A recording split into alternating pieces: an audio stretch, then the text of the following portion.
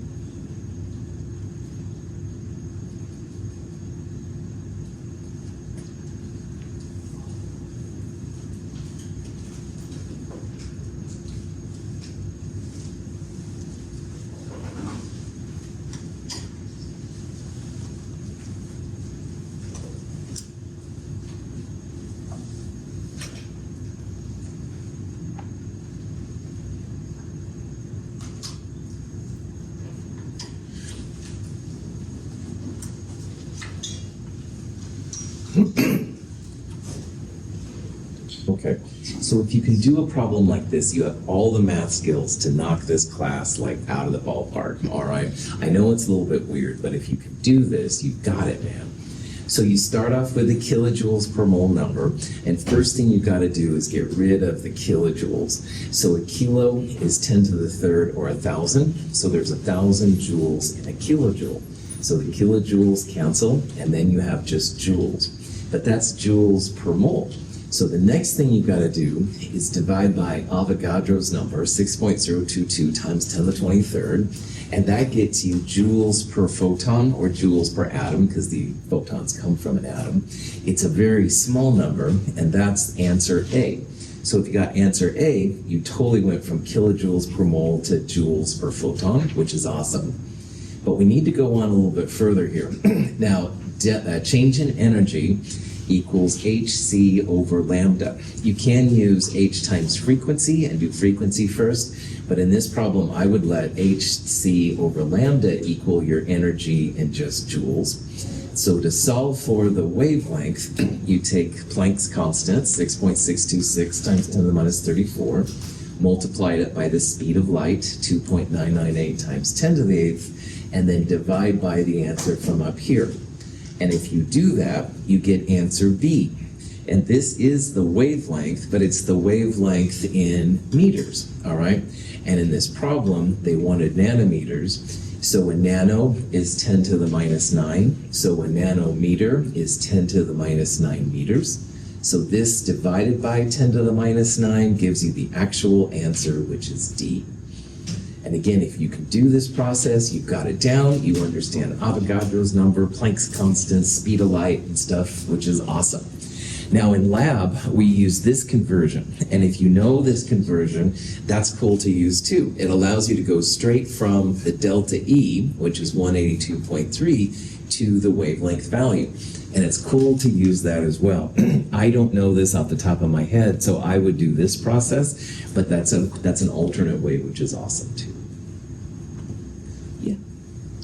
I got something different, and then I tried to check my answer, and I still ended up with, well, I got 6.562 times 10 to the 12 nanometers, and then I thought that number seemed a little too big, so I put it in and plugged it in for everything, and I got 182.3. What was the number after the 2? 2. All right. We'll look at that later. All right. I can't really help you right now, but look at this later and stuff like that and see. But if nothing else, Anastasia, what do they call the last number that's reported in science? Yeah, doubtful digit. All right. The doubtful digit is there because there's always a little bit of uncertainty. So if your answer was 656.2, that's okay. All right, that's within the plus or minus 1 stuff, which is totally fine. So I don't know why you're seeing different numbers, all right, but that's okay because you're still within the doubtful digit, and in science, that's cool. So they say sometimes that close only counts in hand grenades and horseshoes, counts in sig figs as well. Other questions? Now here's another kind of problem. This is a question on a de Broglie wavelength. And de Broglie saw that particles have an observed wavelength as well. And the de Broglie equation is the wavelength equals h over mv. So wavelengths here are different than the wavelengths we just calculated. Those were the wavelengths for photons. The wavelength here that you're going to calculate is the wavelength for a particle. And you can only really observe, even with the best science, a particle's wavelength for pretty small things, all right? But this is the time when you can actually observe it. So we've got here an electron. It's traveling at this speed or velocity. That's the v right there in the de Broglie wavelength. So I want you to calculate the wavelength here of this electron. So Planck's constant divided by the mass, and notice that the mass has to be in kilograms. To make the units work out, the mass must be kilograms, not grams. So turn the grams into kilograms, that'll go right there. There's the speed. You'll calculate the wavelength, but like the last problem, the wavelength will be in meters. So you may need to change the meters to another kind of unit, perhaps nanometers. See what you can do.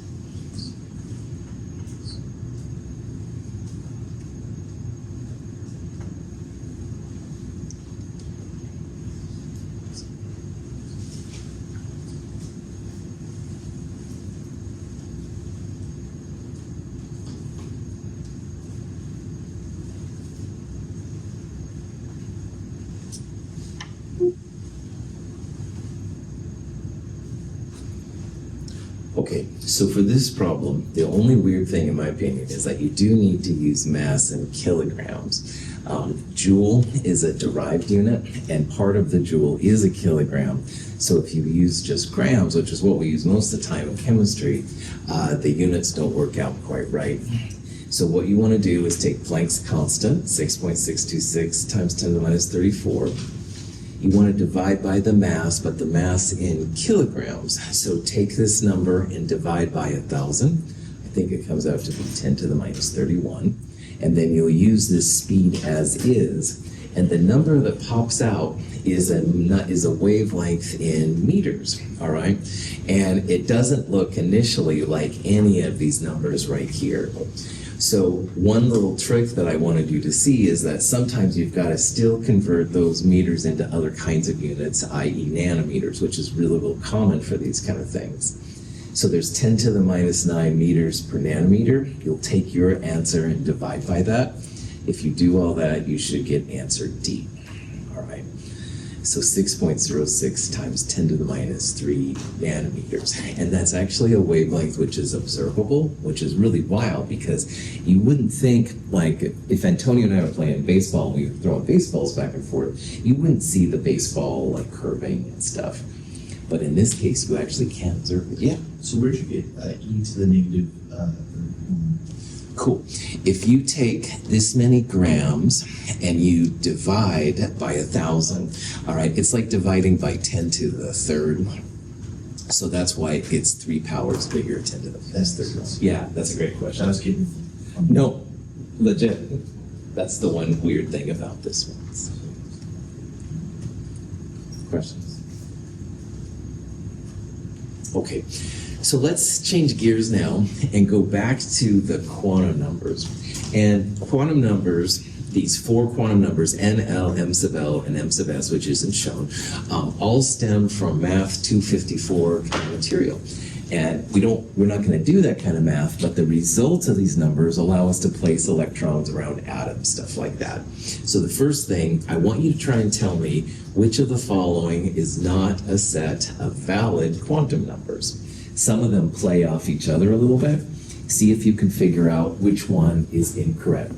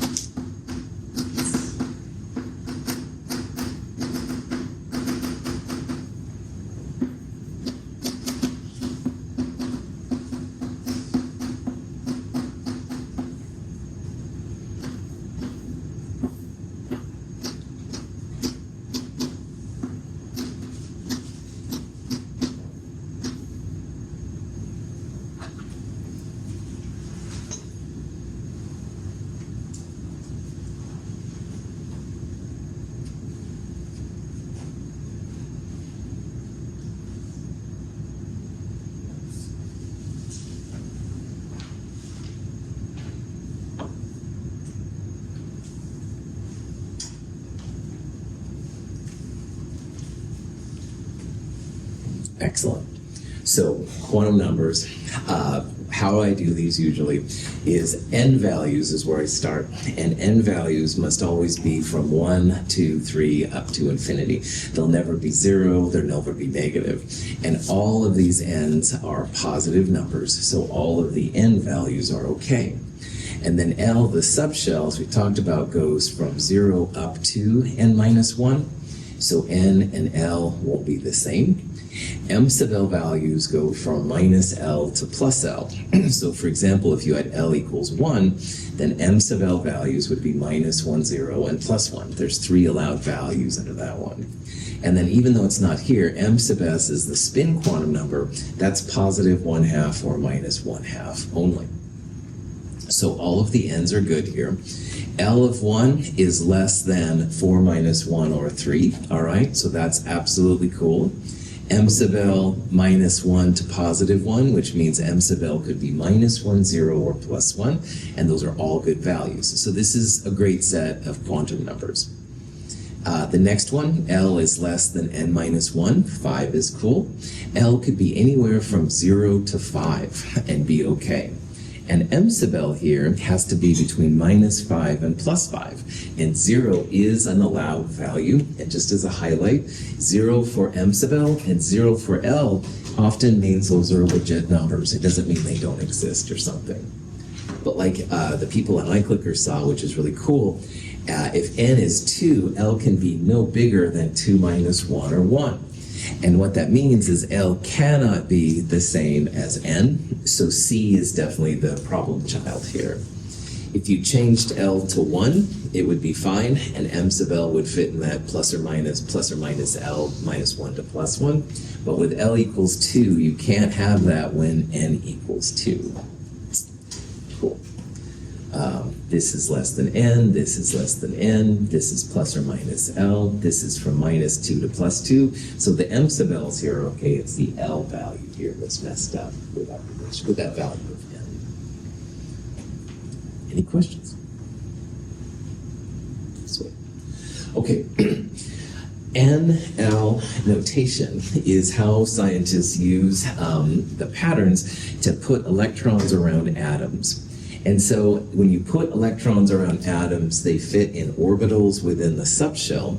I'm asking you here essentially what type of orbital has these set of quantum numbers, all right? So where you put the electrons. So I'm asking you here what the NL notation is for this particular one. L is just a number, goes from 0 up to n minus 1, so I have 0 to 4, and they use S, P, D, F, and G to represent those. So see if you can figure out which of those would be a good fit for this set of quantum numbers.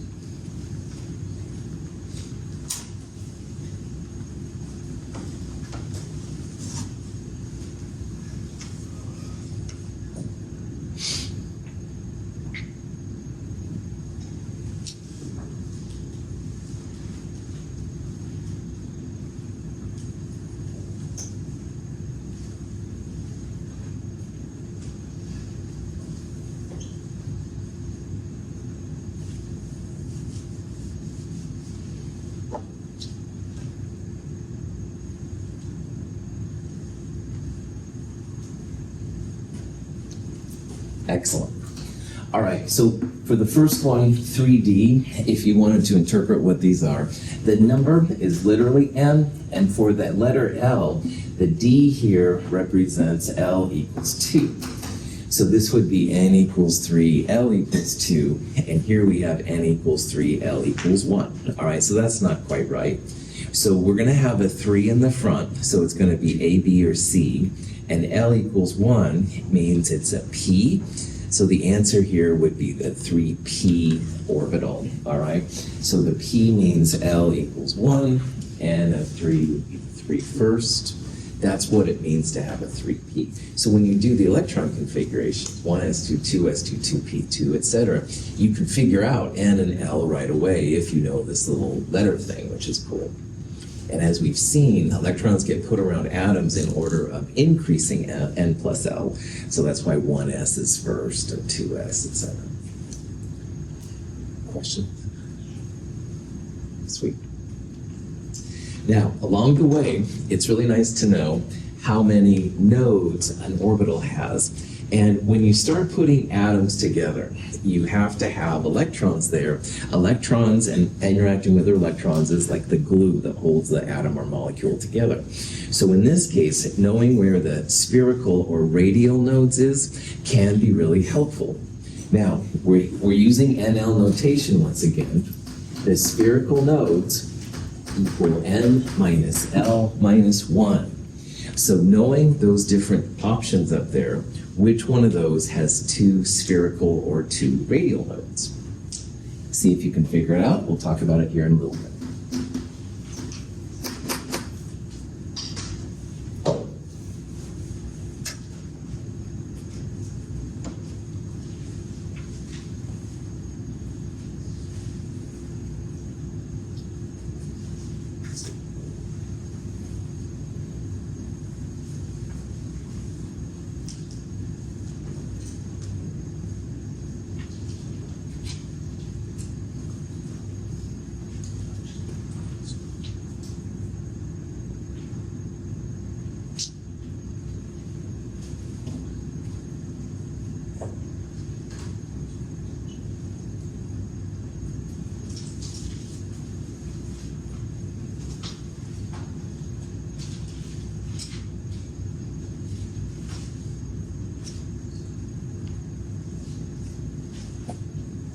Again, outstanding.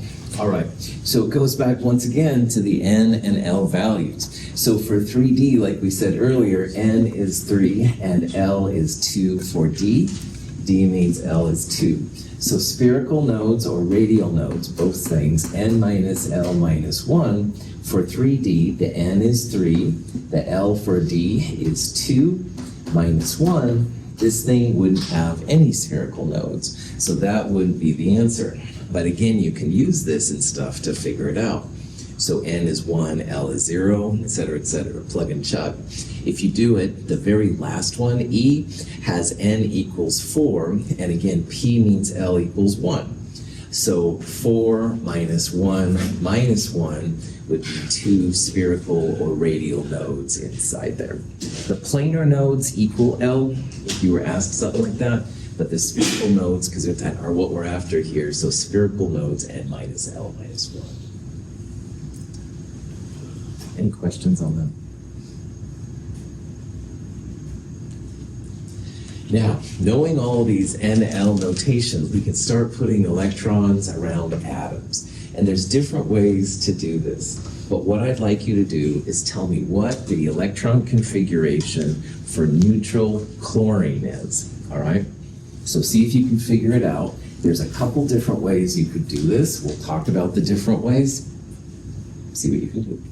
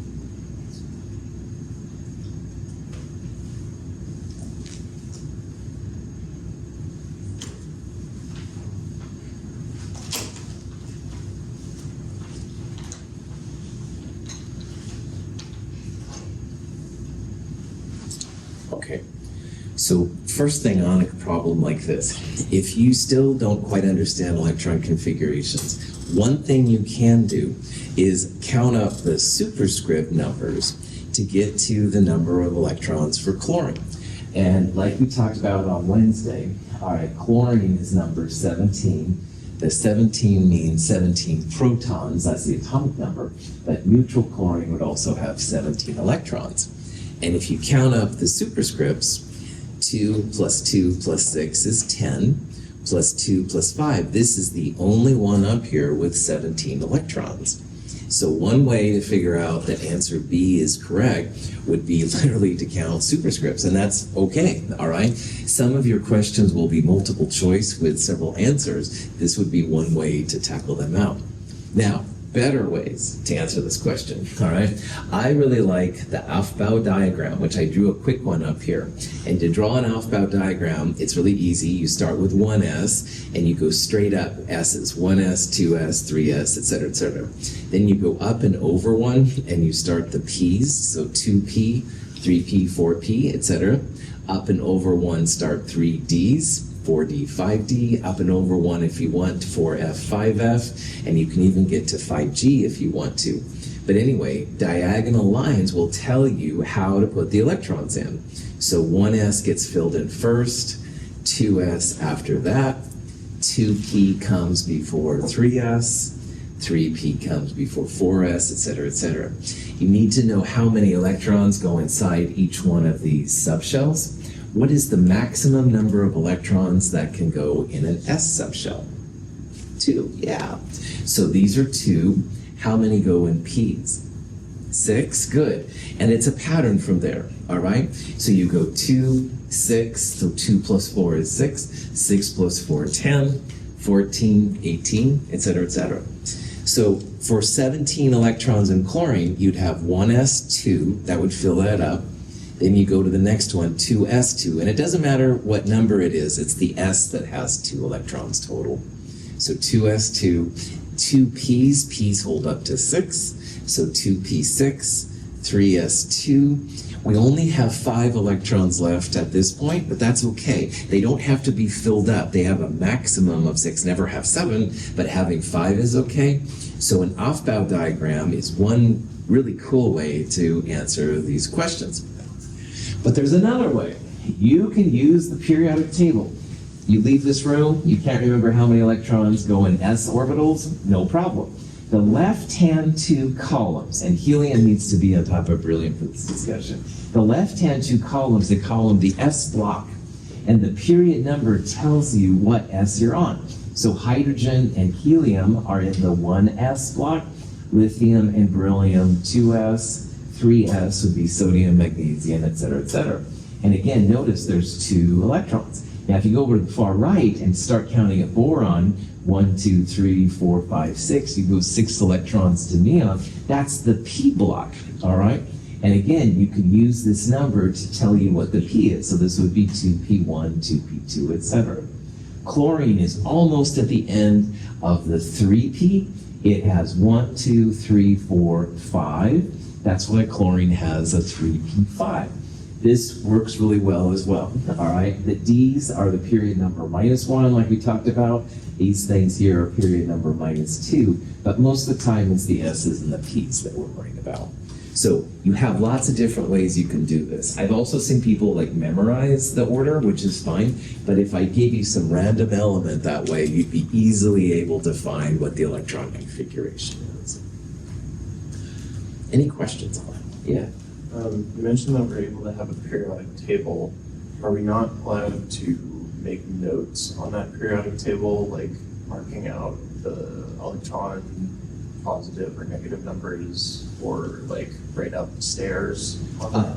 Don't put too much on your periodic table. Definitely don't put any constants, okay? But if you color in like the metalloid line or have some kind of marking for fixed charge metals, that would be okay, all right? Just don't put numbers and 1s2, 2s2, 2p6, written out and stuff. Good question, Brian. Other questions? All right. You can also use noble gas notation, by the way. Neon is 1s2, 2s2, 2p6. So if I asked you just what the electron configuration of chlorine is, you could have said neon 3s2, 3p5, and that would have been okay. But in this one, I gave you the full shebang. So. Okay. So that being said, which one of these is the electron configuration for neutral tin? All right, tin, just let everybody be on the same page, is number 50. It's SN. So either using Aufbau or using the periodic table, see if you can figure out which of those is the electron configuration for neutral tin.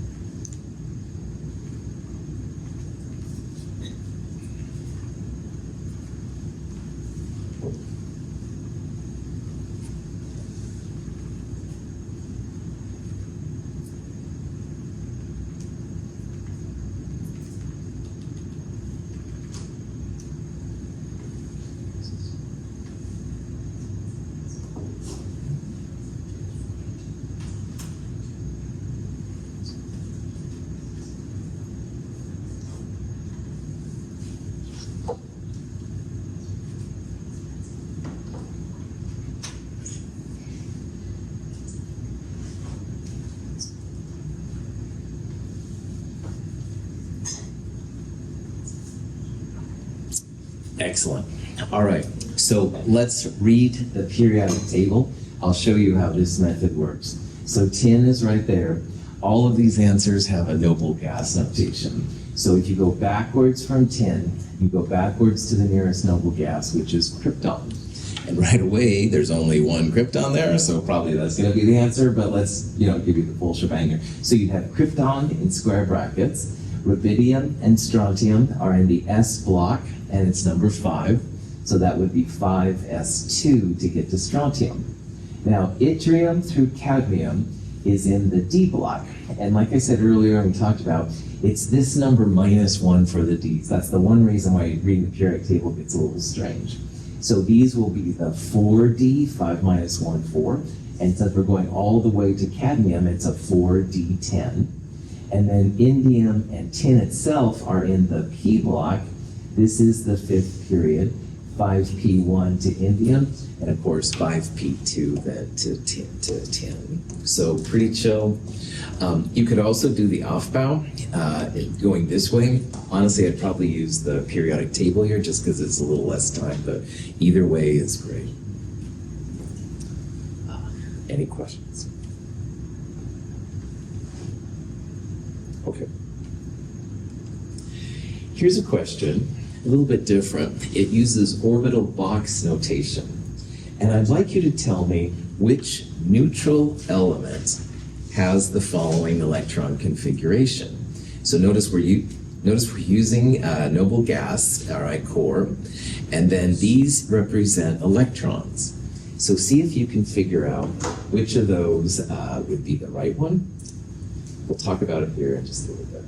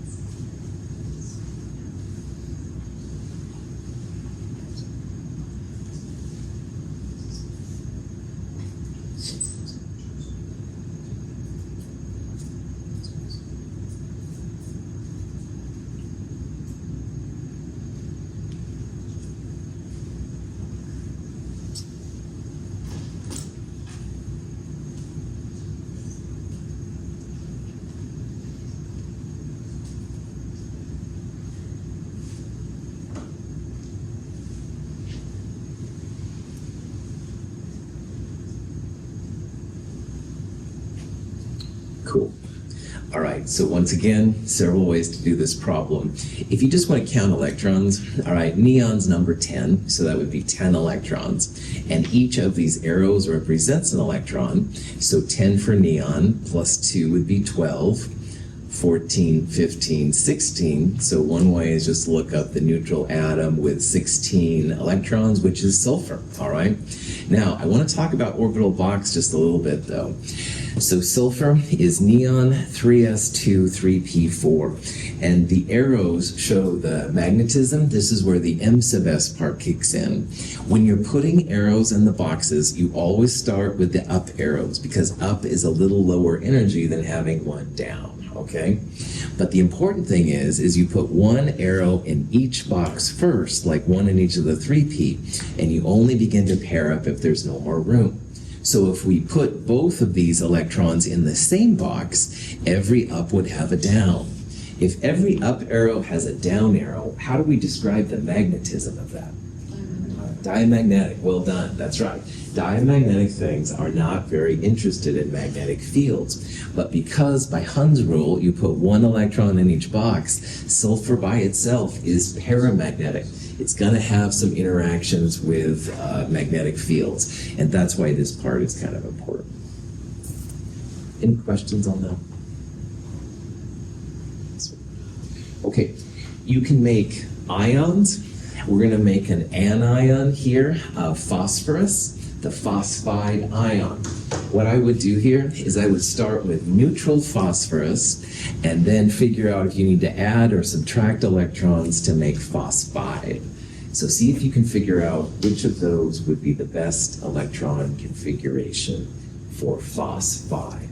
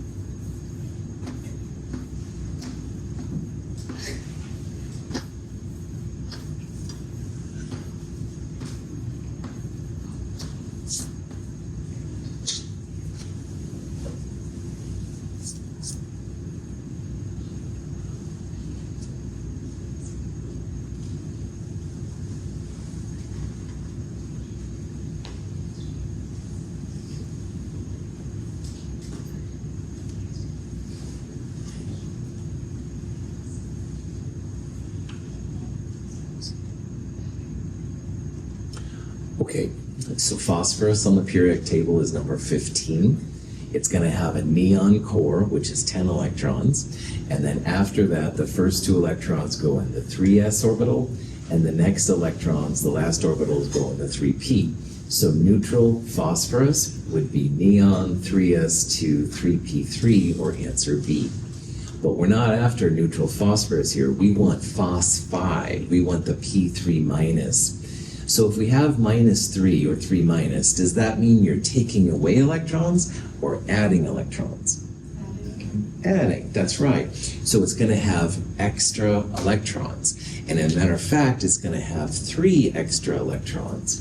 So when you're adding electrons, you put them in the lowest empty spot, all right? Now, normally phosphorus has 3 single electrons, but there is room for 1 more electron in each of them. So we would add those electrons right in there. It becomes an argon 3s2 3p, or like a neon 3s2 3p6, or an argon core. Good to go. If you put neon 3s2, you made the phosphorus 3 plus ion. If you took away 3 electrons, you'd take them away from 3p, so you'd have just a neon 3s2 configuration, and that does happen sometimes, but more common is phosphide, adding electrons, extra electrons. Question? Okay. Now, when you take away electrons, it's always highest n orbitals come out, electrons come out first, and if there's a tie, then highest n plus L. So when we took electrons, if we were going to take electrons out of neutral phosphorus, which is this configuration, both 3s and 3p have n equals 3. So this is a tie, then it's highest n plus L, and highest n plus L just means last one's in or the first one's out. So in this case, we would take these out, so phosphorus 3 plus would have this configuration. However, the first part, remember, take away highest n electrons first. So when it comes to transition metals, for example, group 3, group 3d, almost all of them have like 4s electrons first. And n equals 4 is higher than n equals 3. So what I'd like you to do is think about which of these ions, something with a charge, has this electron configuration. Now, none of them, you can see there's no 4s electrons. So those electrons have already been removed from this piece. See if you can figure out which of these makes sense based on that electron configuration.